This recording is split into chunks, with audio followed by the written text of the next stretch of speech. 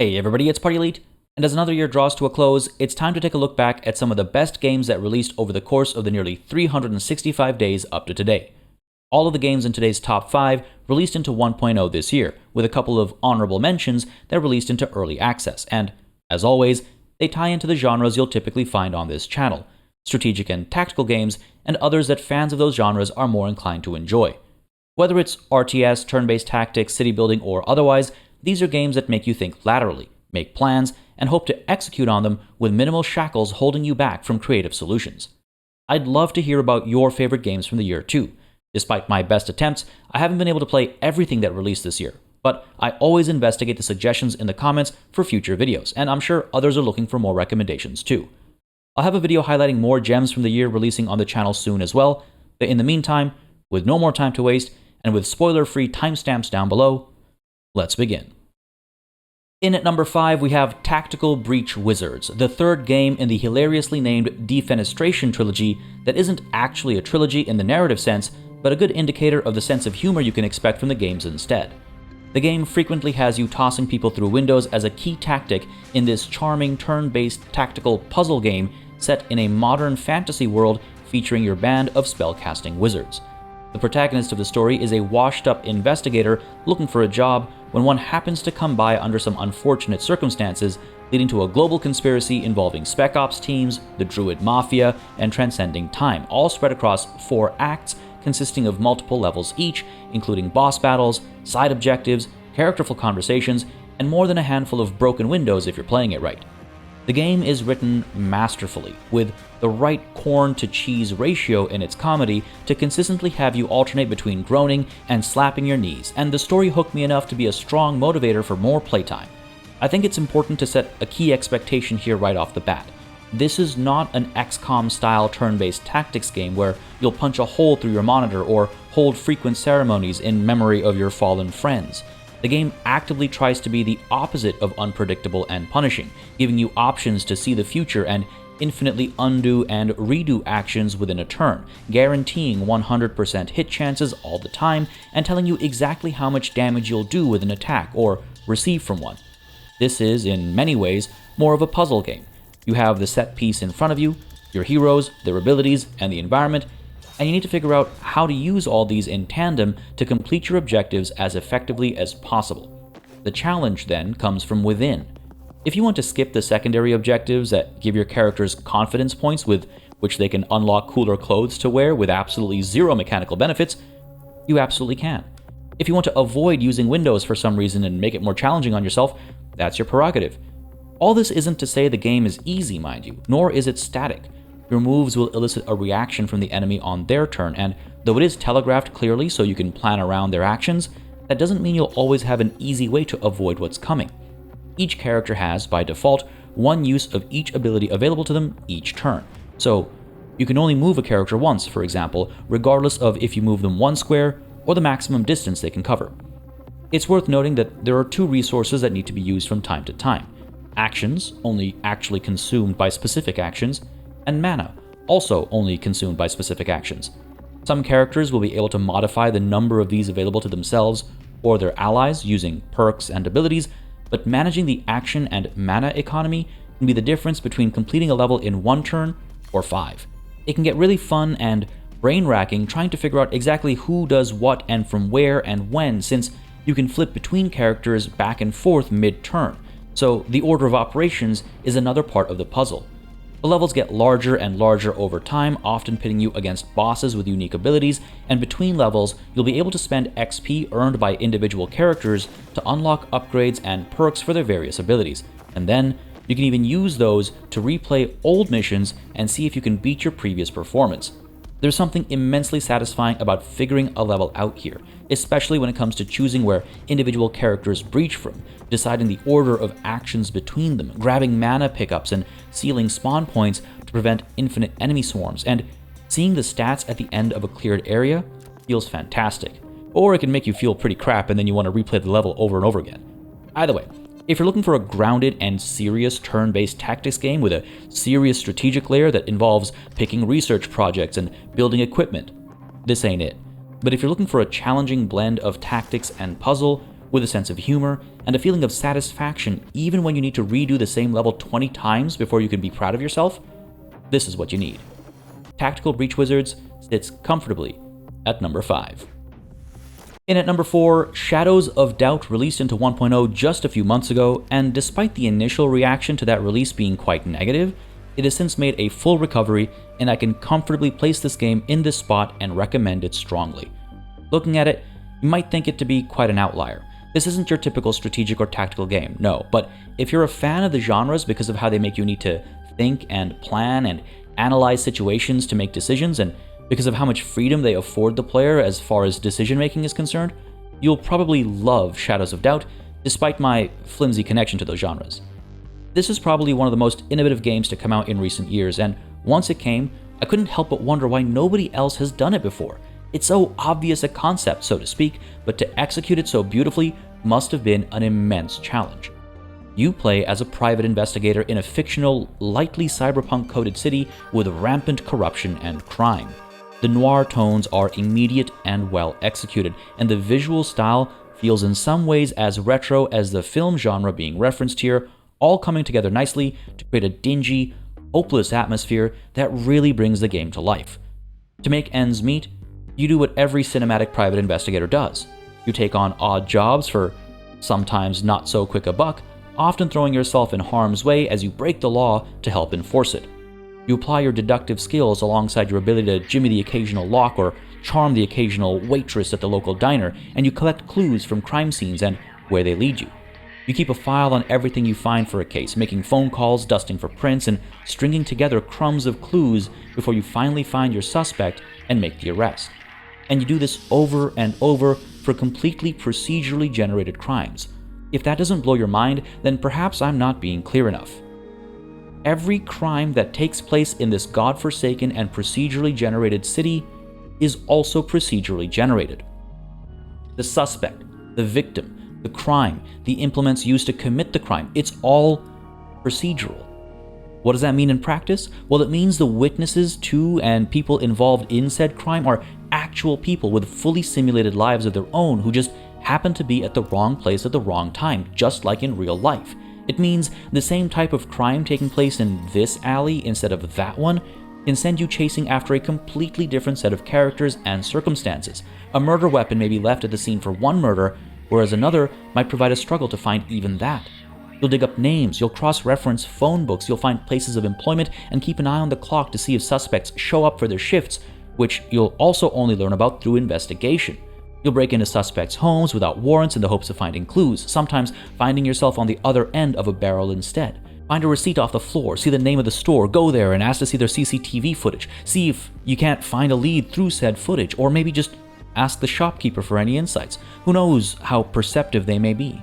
Solve crimes, get paid, upgrade your kit, and pretty soon you'll be scanning blood types and fingerprints and more, and with a complete freedom to approach situations however you deem fit, the sandbox nature of the game cannot be understated.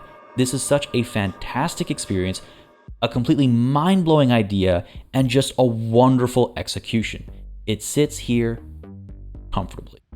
In at number 3, we have Songs of Conquest, another game that released out of early access into 1.0 this year, and you'll have heard me recommend it as a good purchase throughout its early access and 1.0 life so far, including in the Winter Sale recommendations video you'll find on my channel right now. This game is both visually and mechanically fantastic, with a wonderful set of narratives to enjoy while exploring each of the 4 base game factions and a recently released DLC faction that keeps up the quality all the same, with more coming next year to keep the party going. If you're at all familiar with Heroes of Might and Magic, a lot of what you see here will instantly click, and if you've been waiting for a game that hits those same notes in a satisfying way, you'll know that there are few, if any, that have managed. Songs of Conquest is the one that comes most readily to mind as successful.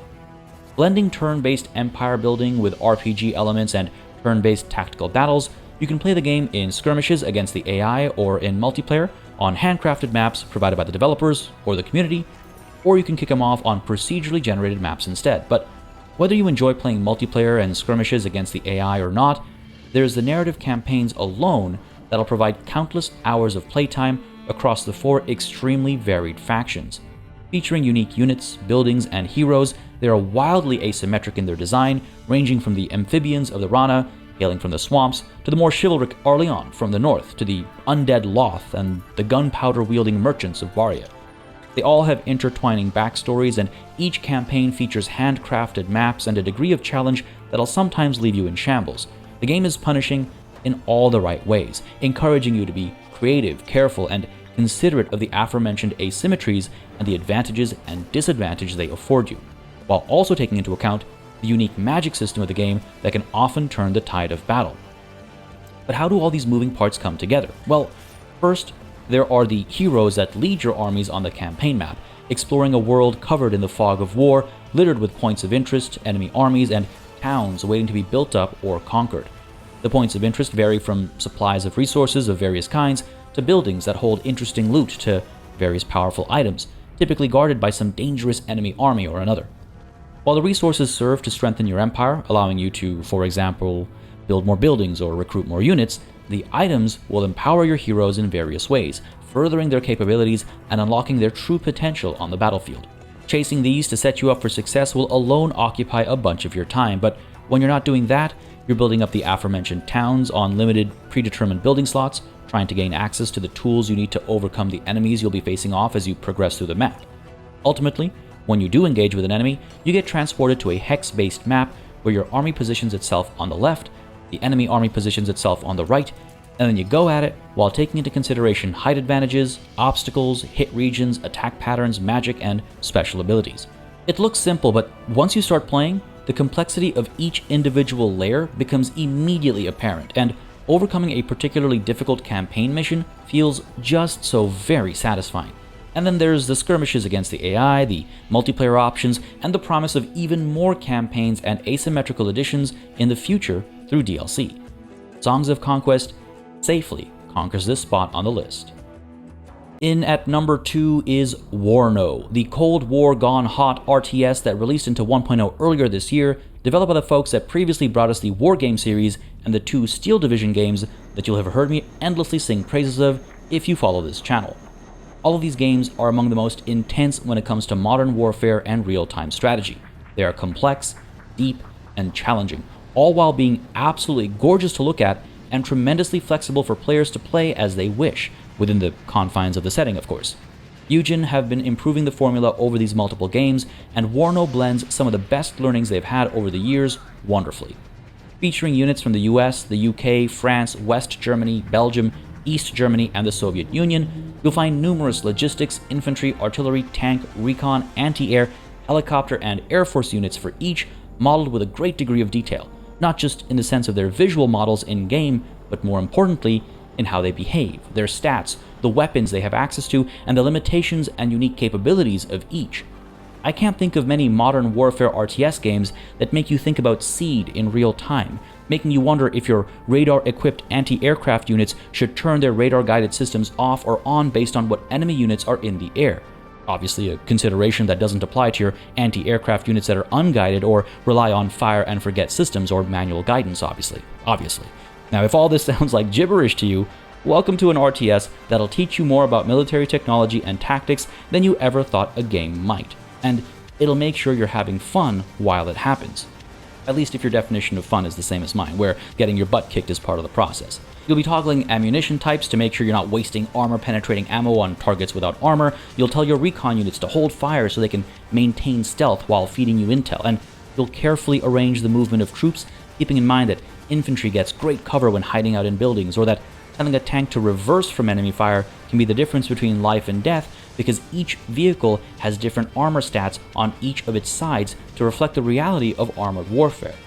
Weapon ranges, their ability to suppress, satchel charges, recon abilities, stealth capabilities, all these considerations are spread across literally hundreds of units that you can pick and choose from as you engage in battles on absolutely massive battlefields featuring urban centers, villages, open plains and fields, and forests all on the same map that can host anything from 1v1 skirmishes to massive 10v10 engagements.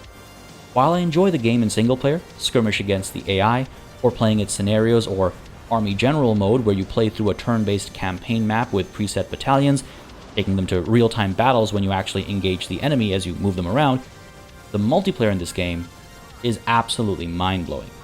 If you can get a handful of friends together to play, There really is no feeling like coordinating between the lot of you to take that one hill or secure that one town or that desperate last push.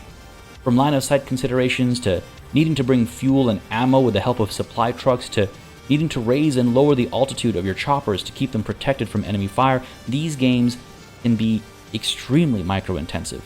Though at times it's all about your overall strategy and your combined arms tactics more so than your APM. The game is complex, beautiful, expansive, and despite competitors out there, it maintains a unique DNA. So it sits very, very easily in this number 2 spot, especially for fans of the genre. Before we get to number 1, there's a few honorable mentions that I wanted to include. These games would place in various spots on this list for sure, but because they're published by Hooded Horse, I've excluded them from my main top picks. For those of you that don't know, outside of the channel, I am affiliated with Hooded Horse. This affiliation has nothing to do with talking about their games on the channel, and it's not any kind of sponsorship, but the only reason I work with them in the first place is because I like the games they were looking to publish, and you'll recognize the games in this section being on the channel from before my affiliation with them began. I mention it here because I like being as explicit and transparent about the relationship as possible, and for more details on that, you can check out the video linked in the description down below. But with that said, the first of the honorable mentions is, of course, Manor Lords. The most wishlisted game on Steam at the time of release into early access, Manor Lords is a medieval city builder unlike any other. With its breathtaking visuals, its dedication to historicity, and its attention to detail, it's the kind of game that you can just lose yourself to, watching your people mill about town across the seasons, almost forgetting that you need to actually make sure they've got access to food and firewood and much more besides.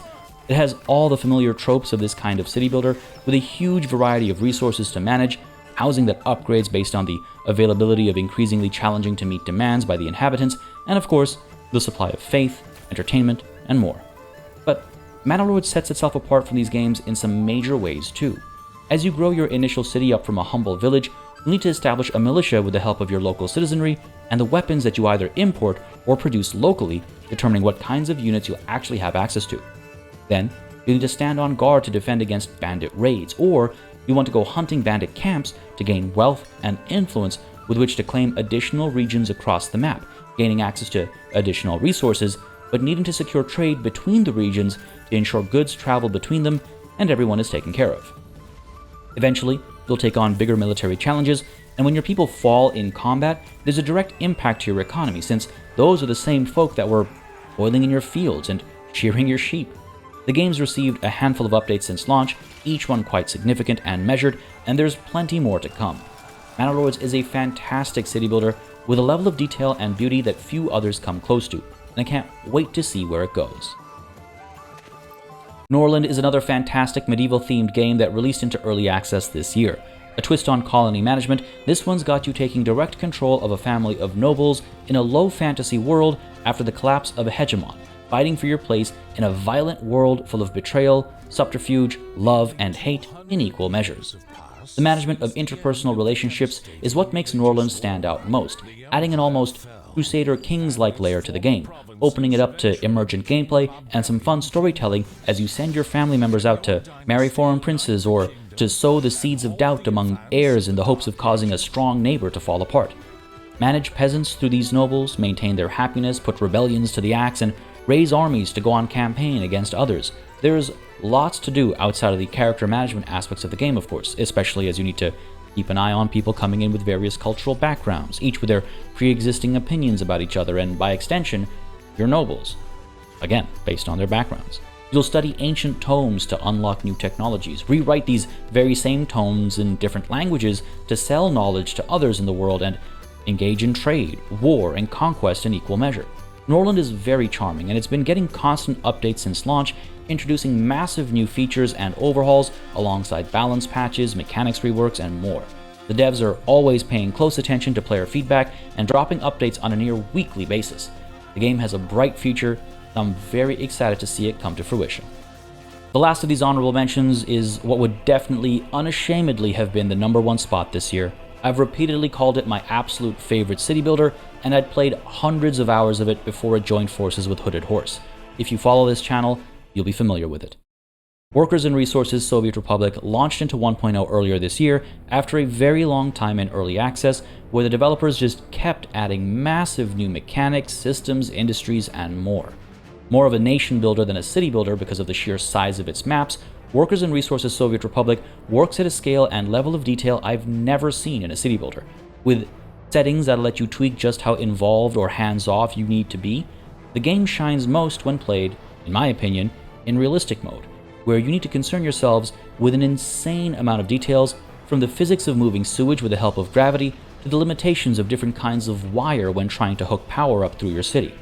Building buildings isn't just a matter of zoning or plopping, instead needing you to import or otherwise locally produce the construction materials, transporting them using the appropriate vehicles from where they're sourced, where they're needed, before rolling out the cranes and bulldozers and bringing workers in by the busloads to actually build each individual building, from apartment complexes to factories. Automation is a big part of things where you can manage it, and the layers of logistics you'll be managing is just mind-blowing. The Eastern Bloc aesthetic stands out as well, and is particularly fitting considering how hard this game goes in for the command economy, and there's honestly way too much I could say about what makes this game stand out. Whether you're making bread and clothes for the citizens, or establishing your automobile industry to build buses that they can travel in, it gives you a level of control most other games wouldn't even bother putting on the whiteboard during pre-production. Build planes, use choppers to get people and construction material to hard-to-reach places, watch roads slowly upgrade with the help of pavers, establish complex supply and production chains with more steps to them than factory automation games have, and keep an eye out for citizen happiness, loyalty, and efficiency, all for the glory of your burgeoning republic. If you've previously ignored this game for some reason or another but love complex city builders, do yourself a favor and dive in with both feet. The community is lovely and always happy to help newcomers, and it's worth all the effort of learning it for the level of satisfaction it gives. Now, on the topic of satisfaction, let's finally get to number 1, shall we? What could take this crown position this year other than the popular factory automation game, Satisfactory, launching into 1.0 after a fair bit of time in early access, more than living up to its name. The game isn't simply satisfactory, it's outstanding. If you're a fan of logistics and production chain management and want a game that takes both of these to the next level with gorgeous graphics, beautiful audio work, intricate animations, and a sense of humor to tie it all together, look no further. Realistically, Satisfactory probably doesn't need much introduction if you're a fan of this channel, or if the algorithm served you a video from this channel. But if either of those happen and you've been on the fence about picking this game up, you should definitely hop over that fence and dive in. Starting with a chisel and a bit of gear from the company that sent you off to this distant, resource-rich planet, you'll find yourself building up a central hub, progressing through various kinds of more and more complex production processes to acquire more and more complex materials with which to upgrade said hub and establish a proper, smoothly running factory. While there's a certain pleasure in approaching these things with absolute precision, building Excel spreadsheets and operating like clockwork, Satisfactory makes it just as fun to take a more slapdash approach.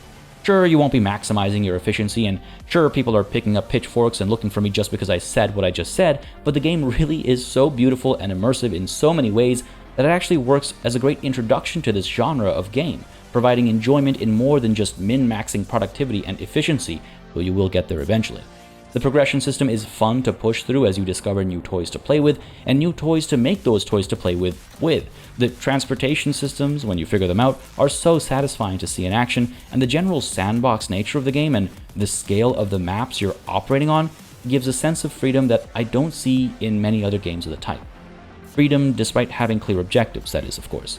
The loop is extremely addictive, whether you're hooked on unlocking what's next or perfecting what you're currently on, and after a few hours in one run, it's inevitable that you'll take the lessons you've learned and start fresh, planning ahead to get further before doing it again and again and again, and before you know it, your hours played count has more digits than you thought possible.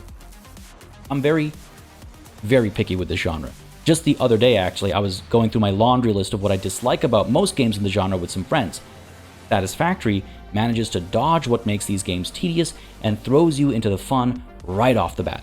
It sits comfortably in this number 1 spot, and my kudos go out to the developers who built a fantastic gem over multiple years of hard work and effort. Even writing this script out, and now reading it as I'm recording this audio, has given me the itch to go and boot the game back up. Satisfactory, after a long roadmap, launched into 1.0 this year, and stole my and many others' lives, securing its spot as my Game of the Year. There it is, folks. A challenging year to make picks for, if I'm completely honest, and a great year for fans of these genres. Have opinions of your own? Find something here you hadn't thought to check out before? I'd love to hear about it in the comments below. If you like this video, don't hesitate to hit the like button and keep your eyes peeled for another video coming soon that highlights more gems from the year that just didn't make the cut here or that might have flown under your radar and are well worth your time. For more coverage of games like this, you'll want to subscribe to the channel, but otherwise, as always, a massive thanks goes out to all of the channel members and patrons who've been supporting the channel on a monthly basis. They'll keep us alive and running smoothly. And of course, a big old thanks goes out to each and every one of you for watching. Until next time, cheers.